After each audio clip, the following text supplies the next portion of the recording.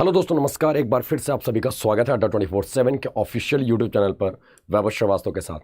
Guys, आज हम आपसे बात करने वाले हैं कि कौन कौन से इंपॉर्टेंट डॉक्यूमेंट आपको कैरी करना है इंटरव्यू के टाइम पर।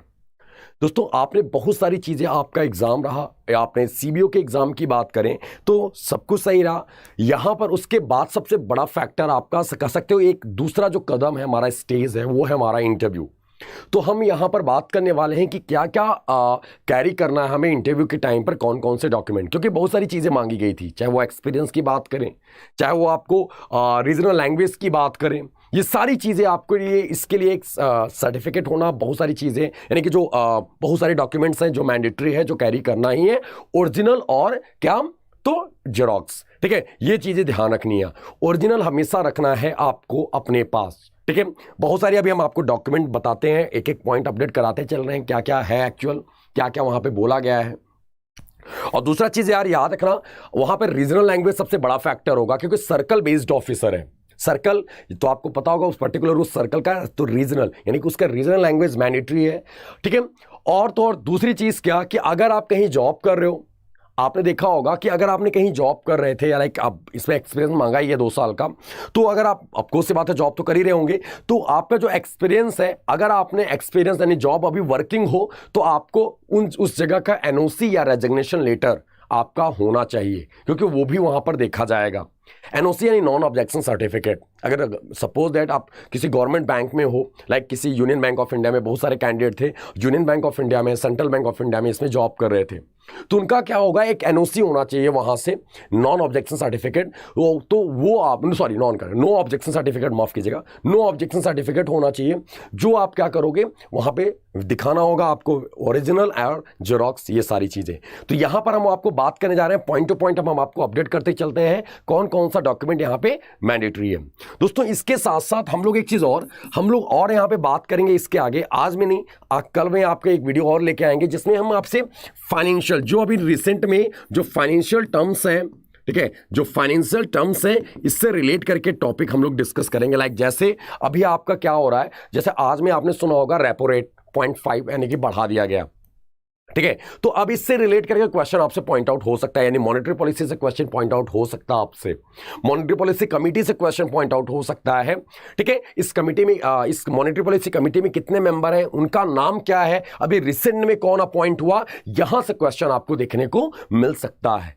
तो आप ये सारी चीजें आपको अपडेट करके जानी है। मॉनेटरी पॉलिसी टूल्स जो है, लाइक आपने देखा होगा सीआरआर, इनफैक्ट हम लोगों ने रिटन एग्जाम में पढ़ा भी होगा, CRR, SLR, bank rate, repo rate, reverse repo, OMO, ठीक है, एसडीएफ और एमएसएफ। एसडीएफ एक नया टर्म आया है, इसको भी आपको अपडेट कर लेना है, क्योंकि इंटरव्यू में आपसे क्वेश्चन पॉइंट आउट किया जा सकता है। हमारी इकोनॉमी के ऊपर क्या इंपैक्ट पड़ेगा, ऐसे क्वेश्चंस आपको तैयार करके जाने हैं कि अगर रेपो रेट बढ़ता है तो क्या असर हो सकता है, बैंकों के ऊपर क्या असर पड़ेगा, क्योंकि आप सीबीओ यानी सर्कल बेस्ड ऑफिसर, तो आपके लिए बहुत सारे क्वेश्चन आपके लिए कॉमन होंगे, जो आपको रिपीट, यानी कि कह सकते हो प्रीवियस ईयर क्वेश्चन भी रिपीटेड होंगे आपके। वो सारी चीजें हम आपसे बात करेंगे। फिलहाल आज मेन मुद्दे के ऊपर चलते हैं, तो हम आपसे बात करते हैं, अगर हम टर्म्स की बात, यानी कि कौन कौन से डॉक्यूमेंट, तो गाइस आपने देखा होगा, जहां पर आप एडमिट कार्ड डाउनलोड कर रहे होंगे, वहां पर आपको सीवी, रेज्यूम, बायोडाटा तो यहां पे सही नहीं होगा, बशर्ते आप लगा सकते हो biodata word, but actual CV, curriculum vitae और रेज्यूम, इसका आप एक फॉर्म होगा, डिटेल फिल करने के लिए होगा, उसको उस फॉर्मेट में लेके जाने के लिए अलाउ वहां पे दिया गया होगा, तो आप देख सकते हो। तो सीवी आपको और रेज्यूम आपको लेके जाना होगा इस इंटरव्यू में, क्योंकि यहीं से आपके सारी चीजें आपसे क्वेश्चन पॉइंट आउट किए जाएंगे। और आपसे, आप वहां पे लिखा भी होगा कि आपने जो फॉर्म फिल किया था, जो उसमें फॉर्म प्रिंट करने का, देखो आप फॉर्म फिलिंग के टाइम पर एक फॉर्म प्रिंट करने का ऑप्शन आता है, तो जो आपने फॉर्म फिल किया था बिल्कुल सेम इसी के हिसाब से, भाई जो फॉर्म होगा आपका, ठीक है, इसी के हिसाब से होगा, यानी कि सीवी में जो आपका नाम, मम्मी का नाम, पापा का नाम, जो भी सारी चीजें हैं, डेट ऑफ बर्थ, ये सारी चीजें आपके सारा डिटेल सीवी में होगा, इसी के हिसाब से फॉर्म में भी फिल किया होगा आपने। तो याद रखना, दोनों चीजें आपको लेके जानी है, फॉर्म फिलिंग का जो फॉर्म है प्रिंट आउट वो, और आपको सीवी भी मैनेज जो बनाया आपने वो लेके जाना आपने। ठीक है, फिर बात करें दोस्तों, अगला पॉइंट क्या होता है हमारा, educational certificates. Guys, educational certificate आपसे पॉइंट आउट किए जाते हैं, यानी कि क्वेश्चन आता है यहां से कि आप सपोज दैट आप कहां से हो, अगर आप BHU से पढ़े हो, बनारस हिंदू यूनिवर्सिटी से हो, या JNU Jawaharlal Nehru university DU, यानी कि वहाँ से आपके अलग अलग यूनिवर्सिटीज़ के अलग अलग जैसे कभी कभी रूल देखने को मिलते हैं, कहीं पर ईयरली होता है, कहीं पर कोई BCom किया है तो 1 साल 2 साल 3 साल कुछ ऐसा हुआ है, कहीं कहीं क्या होता है सेंट्रल यूनिवर्सिटीज़ जो है वो सेमेस्टर वाइज कराती हैं, एक फर्स्ट सेमेस्टर सेकेंड, तो सभी सेमेस्टर्स के जो ओरिजिनल, याद रखिएगा सब चीज़, जो भी आपको लेके जाना है ओरिजिनल प्लस जीरोक्स, ये दोनों आपको लेके जाने हैं, ये इंपॉर्टेंट होगा आपके लिए, ठीक है, जीरोक्स और ओरिजिनल दोनों के दोनों, ठीक है। तो गाइस यहां पर आपको ये सारी चीजें देखना है, अपने एजुकेशनल सर्टिफिकेट्स को लेके जाना है, or the second most important thing to take for you all your interviews, यानी कि इनफैक्ट अपने सभी इंटरव्यू में आपको ये डॉक्यूमेंट यानी जो आपके सर्टिफिकेट्स हैं ये तो मैंडेटरी हो जाते हैं, तो इसको आपको कैरी करना होगा। बार बार बोल रहे हैं क्या, ओरिजिनल और जीरोक्स, ये सारी चीजें आपकी जो चीजें हैं आप, ठीक है, अपना 10th आपने फिल किया होगा, अगर होगा तो ग्रेजुएट, यहाँ पे जो मांगा था नॉर्मल ग्रेजुएट मांगा था, तो नॉर्मल ग्रेजुएशन, तो उसका तो आपका 10th आप रख सकते हो, एज प्रूफ के लिए हो जाएगा, 10th 12th, ठीक है, ग्रेजुएशन, मास्टर्स, या फिर आपने और जो चीज़ें सारी हैं, जो जितने भी सर्टिफिकेट है, गौर कीजिएगा सारी चीज़ें को ओरिजिनल मैंडेटरी है, क्योंकि ओरिजिनल से वेरीफाई किया जाएगा, आपको याद रखिएगा। फिर आते हैं गाइस नेक्स्ट पॉइंट, और क्या होता है हमारा प्रूफ ऑफ एड्रेस। अब आप बोलोगे सर यहाँ पे प्रूफ ऑफ एड्रेस का क्या क्या मतलब पर्पस क्या है? Actual guys proof of address में क्या होता है, ये आपने जैसे बोला सर्कल, ये क्या है, सर्कल बेस्ड ऑफिस सर्कल है, CBO, ठीक है, तो वहां पर आपका रीजनल लैंग्वेज मैंडेटरी होगा।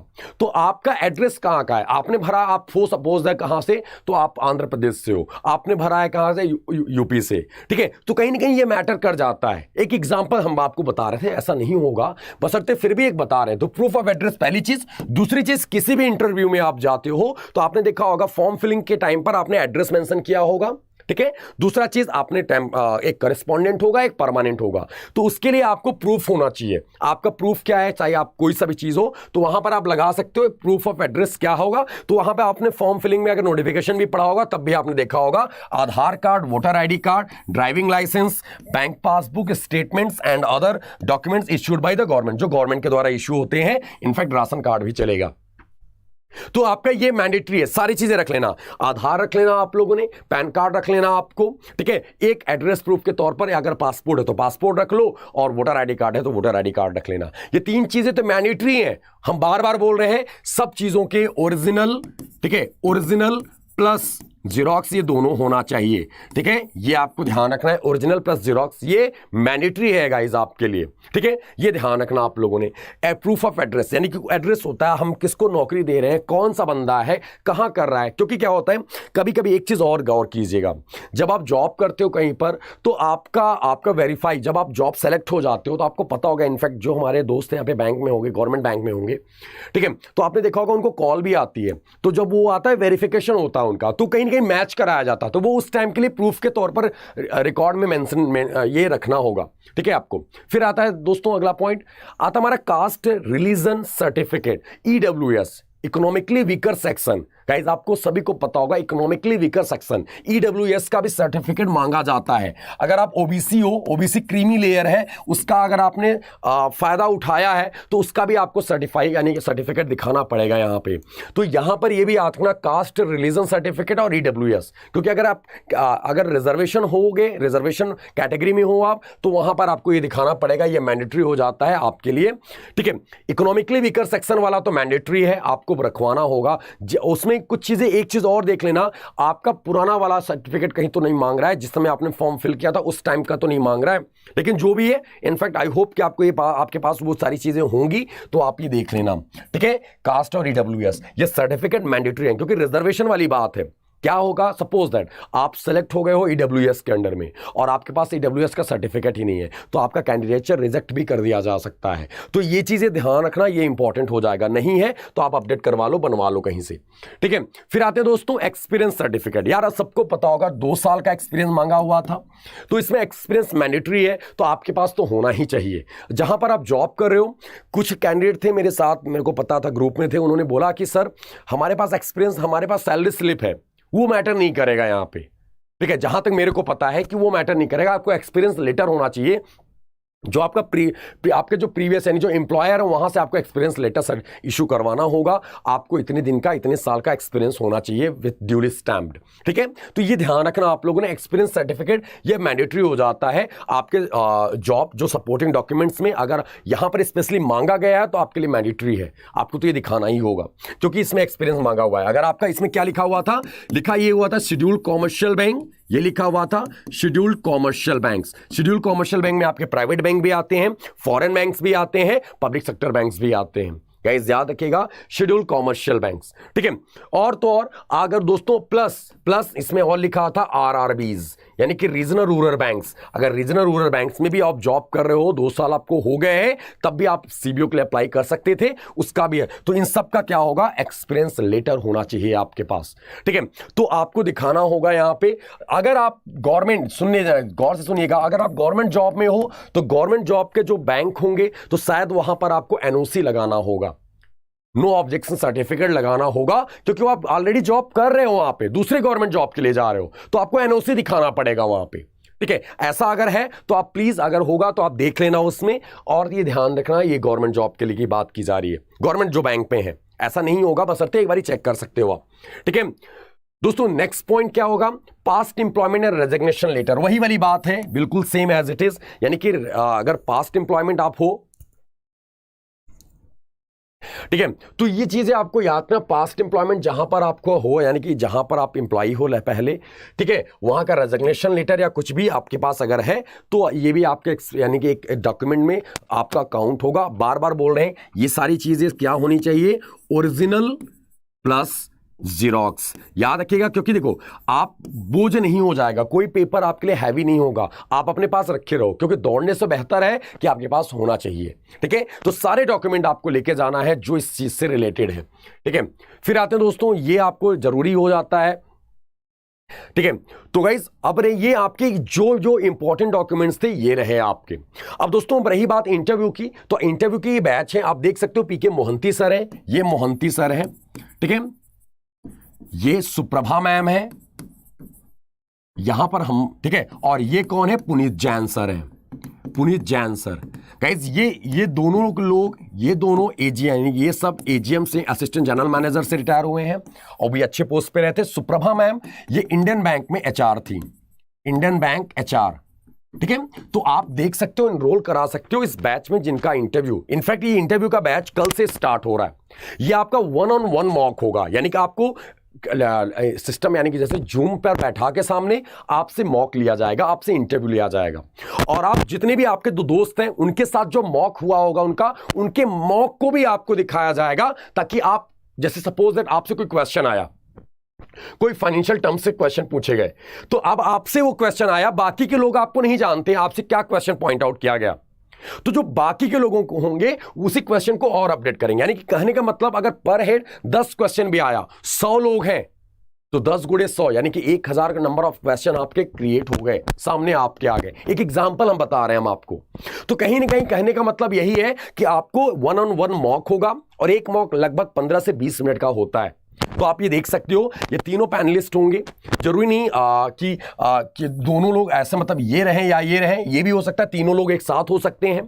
ठीक है, तो आपको यहाँ पे देखने को मिल जाएगा, आपका पूरा यहाँ पे एचआर का एक्सपीरियंस हो जाएगा। और ये सर शायद इंटरव्यू पैनल में रह चुके थे, मोहंती सर या ये दोनों में से कोई एक थे जो इंटरव्यू पैनल में रह चुका था। तो गाइज आप देख सकते हो इंटरव्यू में, और यहाँ पे सारी चीजें आप अपडेट कर सकते हो। इनफैक्ट आपको बैंक के जो बैंकिंग यानी कल्चरल जो बिहेवियर है उससे चीजें सीखने को मिलेंगी, क्योंकि अगर आप बैंक में हो तो आपसे मैक्सिमम क्वेश्चन काउंटर होगा आपके एक्सपीरियंस से। अगर आप मार्केटिंग में हो तो मार्केटिंग से क्वेश्चन होगा, अगर आप ऑपरेशंस में हो ऑपरेशन से क्वेश्चन होगा आपका, या फिर अगर आप इसमें हो तो आप प्रोडक्ट में हो तो प्रोडक्ट से रिलेटेड क्वेश्चन पॉइंट आउट किए जाएंगे आपसे। और नॉर्मल चीजें जो हमारी करंट सिनेरियो है, जैसे अभी मॉनेटरी पॉलिसी न्यूज में रहा है, अभी हमारे बहुत सारे स्कीम में चेंजेस आए हैं। लाइक आपने सुना होगा सुकन्या समृद्धि का बदल गया, चेंज कर दिया इन्होंने, सुरक्षा बीमा योजना को चेंज कर दिया।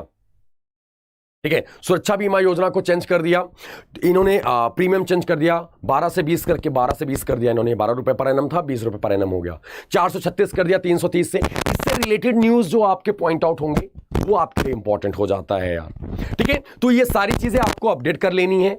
ठीक है, और हम टॉपिक आपसे अपडेट करेंगे करंट सिनारियो को पॉइंट आउट करके।